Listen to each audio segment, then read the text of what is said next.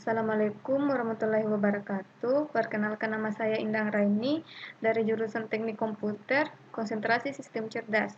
Pada kali ini saya akan memaparkan sedikit materi mengenai metode thresholding Otsu.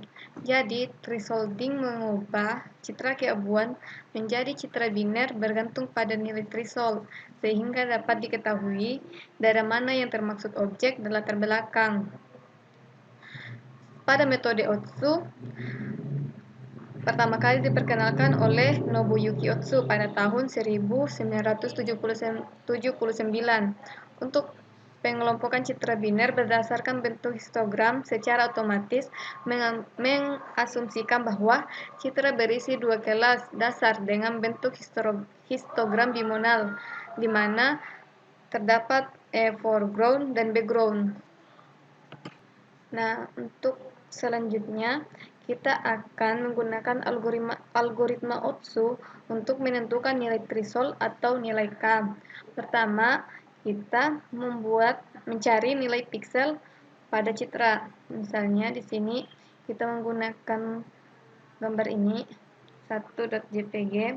Kemudian kita ubah ukuran pikselnya menjadi 5 dikali 10. Nah, kita menggunakan perintah ini untuk menampilkan pikselnya. Nah, jika di-run akan menghasilkan nilai seperti ini. Nah, selanjutnya kita masuk ke perhitungan jumlah piksel yang sama disatukan, kemudian dimasukkan ke dalam tabel seperti ini.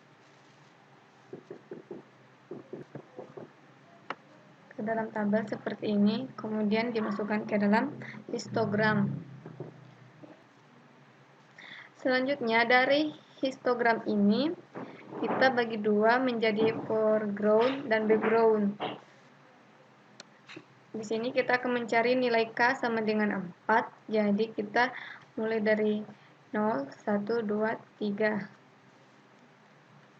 1, 2, 3. Untuk nilai foreground. Rumus untuk mencari nilai weight foreground itu yaitu jumlah 0 berapa 1, jumlah 1 sama dengan 1, jumlah 2 sama dengan 2, jumlah 3 sama dengan 1. Kemudian dibagi dengan berapa keseluruhan piksel. Di sini tadi kita menggunakan 50 piksel. Maka jika dijumlahkan menghasilkan 0,1. Kemudian untuk mencari nilai min foreground itu kita kalikan anggaplah ini sumbu X dan ini sumbu Y. Kita akan mengalihkan X dengan Y. Jadi 0 dikali 1, 1 dikali 1, 2 dikali 2, dan 3 dikali 1. Kemudian kita bagikan dengan jumlah dari semua dari nilai X. Jumlah dari semua nilai X. Jumlahnya itu 1, 2, 3, 4, 5. Jadi kita bagi 5 dan menghasilkan 1,6. Selanjutnya, untuk mencari nilai variance foreground, kita di sini menggunakan sumbu X dikurang dengan jumlah dari min tadi 1,6. Jadi 0 dikurang 1,6, kemudian dipangkat 2 dikali dengan jumlah X, dan seterusnya.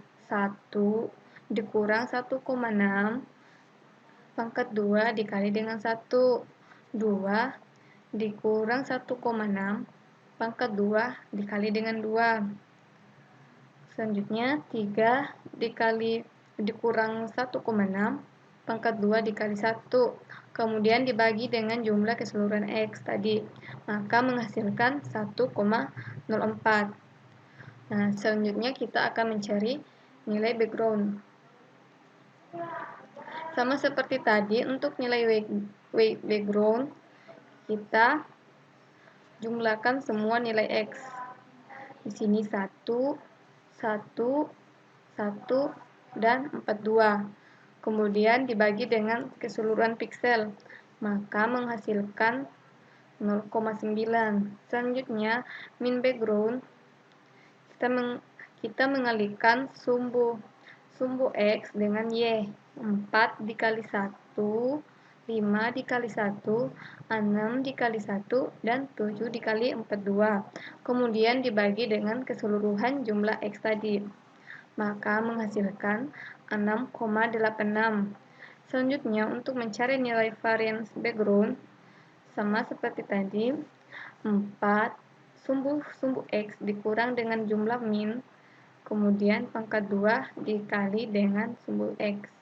Jadi, 4 dikurang 6,86, pangkat 2 dikali 1, 5 dikurang 6,86, pangkat 2 dikali 1, 6 dikurang 6,86, pangkat 2 dikali 1, 7 dikurang 6,86, pangkat 2 dikali 42.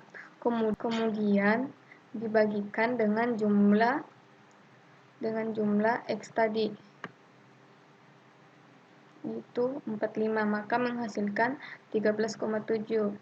Nah, untuk mencari nilai ini, maka rumusnya weight background dikali variance background ditambah weight foreground dikali variance foreground, maka nilainya 0,9 dikali 13,17 ditambah 0,1 dikali 1,04, maka akan menghasilkan 11,95. Inilah yang menjadi nilai within class variance-nya. Nah, langkah selanjutnya masih sama yang seperti tadi, cuman nilai K-nya lagi yang berubah. Misalnya di sini K5, jadi di histogramnya sini kita mulai dari ini dihitung 1, 2, 3, 4, 5. Nah, sampai di sini yang ini menjadi foreground-nya, yang di belakang menjadi background-nya. Jadi background-nya dari 5, 6, 7. Nah, begitu cara carinya. Itulah sedikit pemaparan materi dari saya. Lebih dan kurangnya mohon dimaafkan. Wabillahi taufiq wal hidayah. Wassalamualaikum warahmatullahi wabarakatuh.